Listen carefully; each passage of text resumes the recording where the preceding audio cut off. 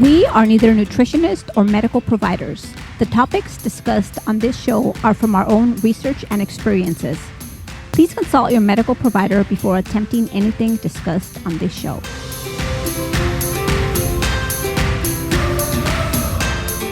Welcome to another episode of Sjogren. This is Brian. And this is Lupe. And this is a bonus episode of your, we're trying to figure that out, whether we're weekly, every other weekly podcast, discussing how to live an active and healthy lifestyle despite a diagnosis of Sjogren's syndrome. Whatevs, let's just roll with it. We're rolling with it. So today, for this bonus episode, we are going to talk about the coronavirus. A lot of questions coming in, and we just kind of want to discuss this. Now, for those of you who don't know, I ran a rescue ambulance for quite some time in LA County, and, so I have a little understanding of flus and colds and viruses and personal protective equipment and how not to get sick and all that good stuff. And we just attended a support group where coronavirus was discussed. I have been reporting on the coronavirus on another show I'm involved in. So between the research I've been doing for the last month or so, my experience, and Lupe's experience and research dealing with the coronavirus and Sjogren's, we're going to talk about it. Yeah, it's something that we've been talking about since, the coronavirus surfaced. So here we are. We decided to go ahead and do it. Here we are. For those of us with a compromised immune system, nothing is really going to change from the precautions we should be taking. Obviously, for myself, I've been doing a better job, attempting to do a better job at not touching my face. I have a mustache and I like to touch it, so I touch my lips a lot because I'm stroking my mustache. I like to touch it too. And your mustache. And I'm trying to curve from that behavior. Brian's blushing. So what I'm doing, even though I don't have a mustache, I kind of like touching my face too. I don't know why. You get nervous, you touch your face, whatevs, But I've been washing my hands definitely more than I'm used to. My hands are really dry. But I do keep lotion in my purse. That's helping me out a little bit. But don't touch your face. Wash your hands a million times. Stay away from people. Let's reel back a little bit. Obviously, when people are sick, we do our best to stay away from them because of our compromised immune systems. Lupe's discussed this on numerous shows because she's got a lot of young nieces and nephews running around, and you know how them snot-nosed kids are. That's right. Mucusy and stiff germs. And that's just a form of social distancing. And social distancing is something that you're going to start hearing more and more about. Quarantining or self-quarantining is social distancing.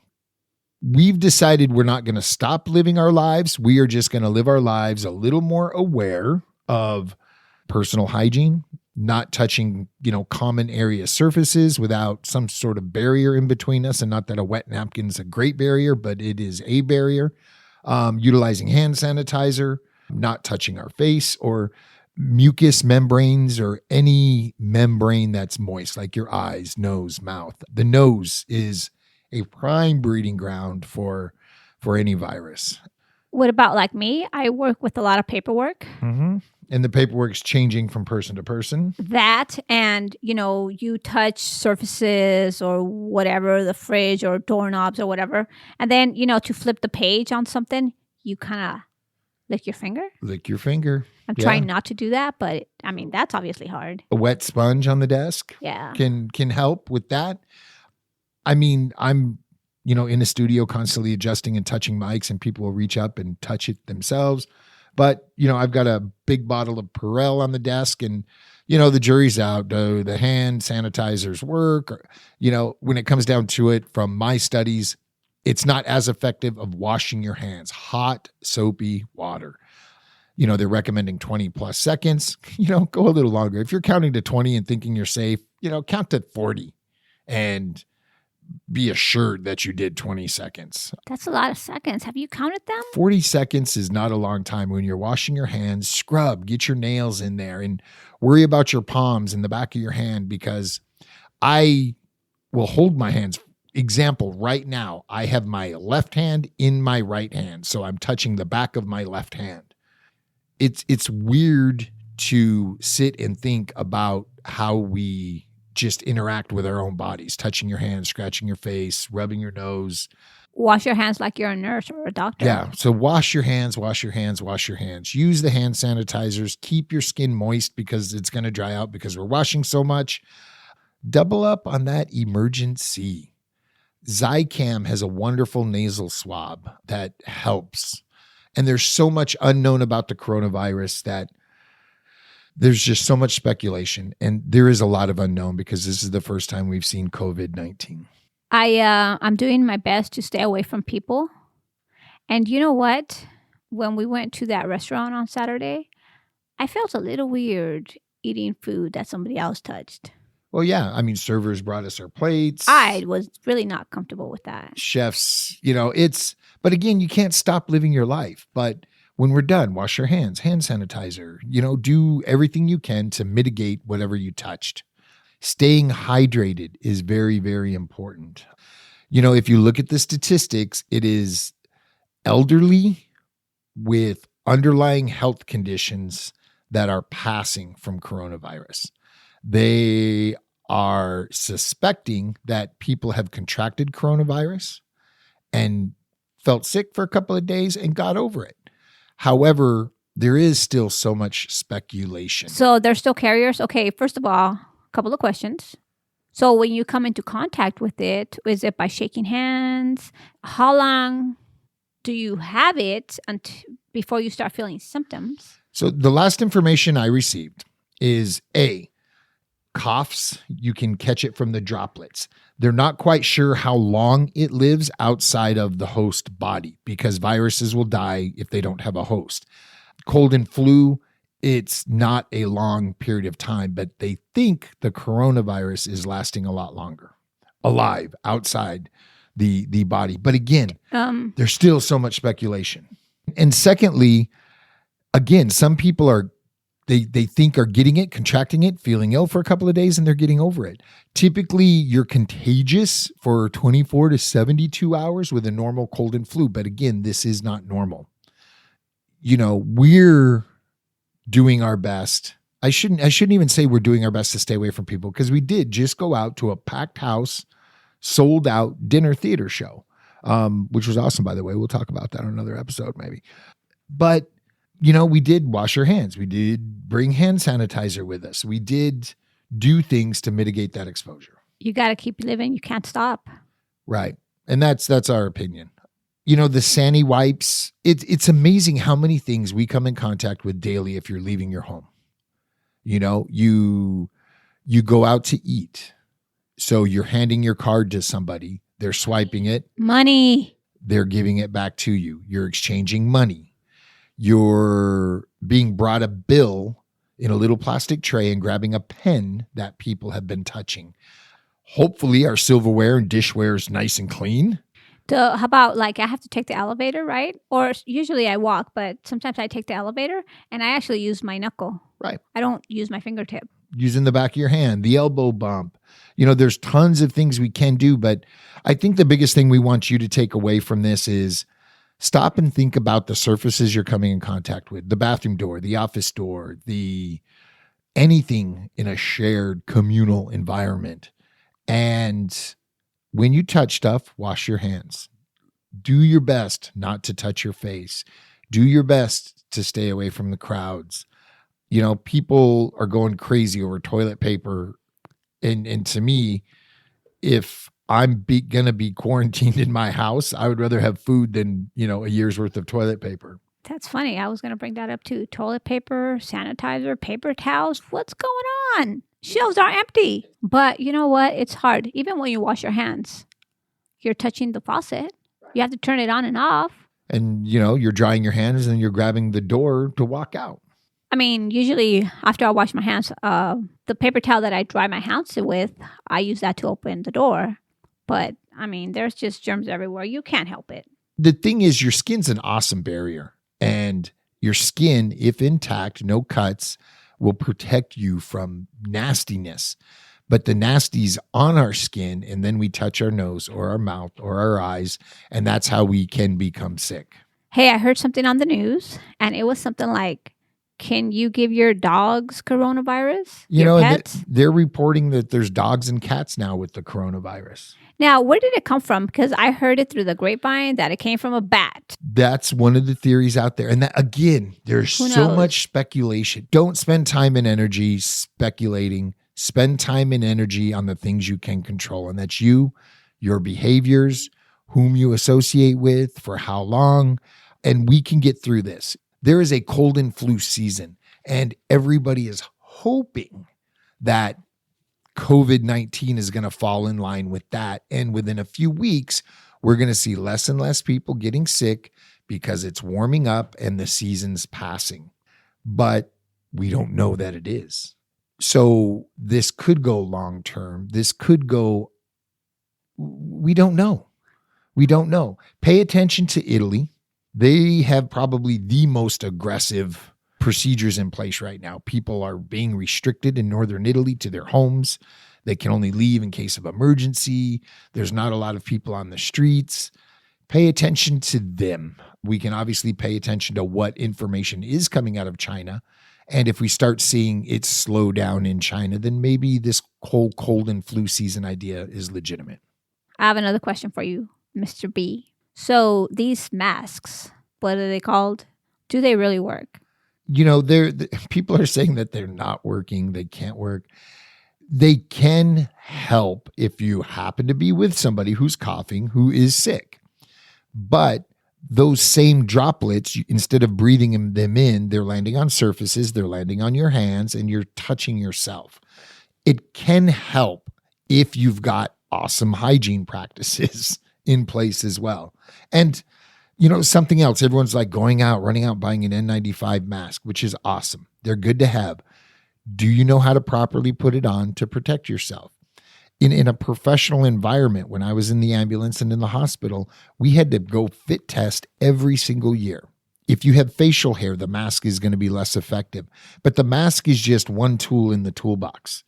It's the washing of your hands and limiting what you touch and how you touch yourself that is going to be the biggest benefit.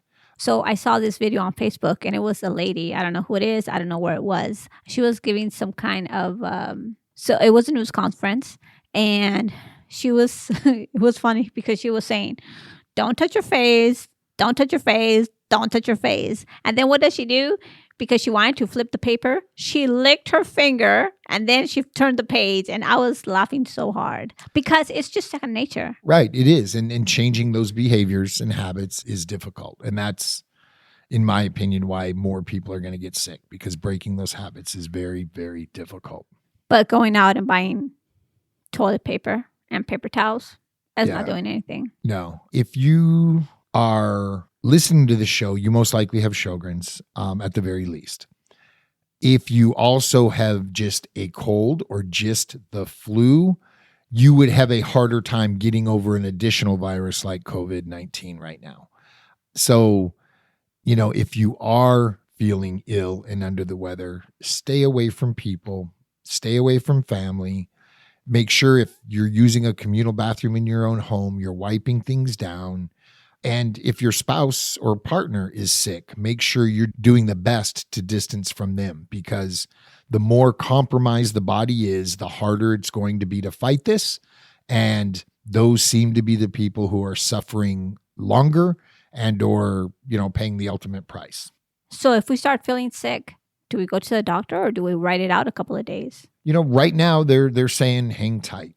Fever and extreme difficulty breathing seem to be the underlying telltale sign that it's more than just a cold or flu. So if it's your typical congestion, don't get alarmed. Call your doc and say, hey, look, this is what I'm thinking. This is what I'm feeling. Because not every hospital will accept you, can even test right now. They might go, give me a call back tomorrow. Let's take a peek. Take your temperature. If you do not have a thermometer at home, get a thermometer. 100.4 is where, you should really start being careful. If respiratory issues are coming into effect with that high temperature, then yes, call your doc and ask them what is the best course of action. They're going to know where you can go, where you can't go, what should happen. You know what? I'm not even going to say that because I don't want to speculate. But there's going to be certain hospitals in your area that are better equipped to deal with you if you do go and get tested and come back positive than others. So for me, what I'm trying to do right now, I'm trying not to stress, although sometimes it's hard depending on what's going on in life, right? But try not to stress because that usually puts you into flare. I carry stress on my shoulders. I start grinding. I mean, you just don't know. And I want to stay on my meds not because it's going to protect me, but because I know that what I'm feeling has nothing to do with because I'm not taking my meds, So I'm not feeling this because I'm not taking my meds. And also, in addition to my meds, I'm drinking a lot of water, more than usual. And I've been going to the bathroom way too much, but I just want to stay hydrated. I'm staying up on my vitamins, or I should say I started taking my vitamins again because, you get tired of that too. Vitamin C. I've been eating a lot of oranges. I bought some really good ones at Trader Joe's, and I'm having at least one of those a day. So eating clean, I'm doing whatever I can to protect myself. And because I'm in the house with her, I'm taking multivitamins, a lot of C vitamins with zinc in them just to help me stay healthy so I don't get sick and make her sick. And you know what? This time change, it doesn't help because you lose an hour and about a week or two after the time change, man, you feel sluggish. Yep. So again, this episode's not to alarm anybody. You can go to the CDC's website. You can sign up for a weekly update just on corona. There is a map that the Johns Hopkins University is updating, and that's kind of more just numbers and location of number of people sick, number of people deceased, number of people recovered, most importantly. And again, this shouldn't, I think the reason COVID-19 is so alarming is the fact that there's so many unknowns, because more than 18,000 Americans died from the flu, the regular flu this year, this last flu season. And the number of dead due to coronavirus is so much less than that. So do you think that the media is sensationalizing it? I think the media is sensationalizing it. I think governments declaring a state of emergency and making that public, but not talking about what they're doing and what we can do and all of that is, exacerbating the situation.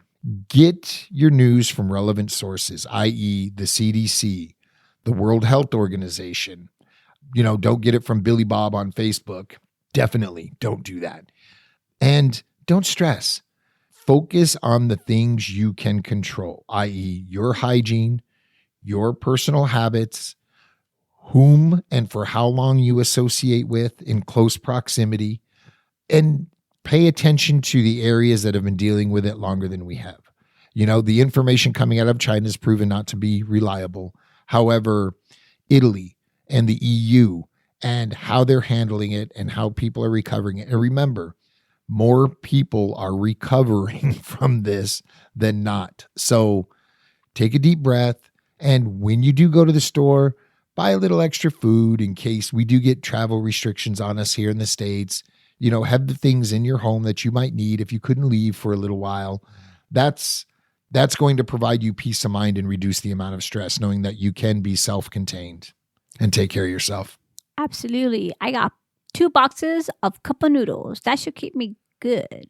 Not for this episode, but we do have weeks of food, weeks of water. If we could not leave our houses starting tonight, we would be fine for quite a while. Yeah. We might not be happy eating rice and beans for the 39th day, but... And no chocolate frosted donuts. We'll be eating. That's the important thing. Right on.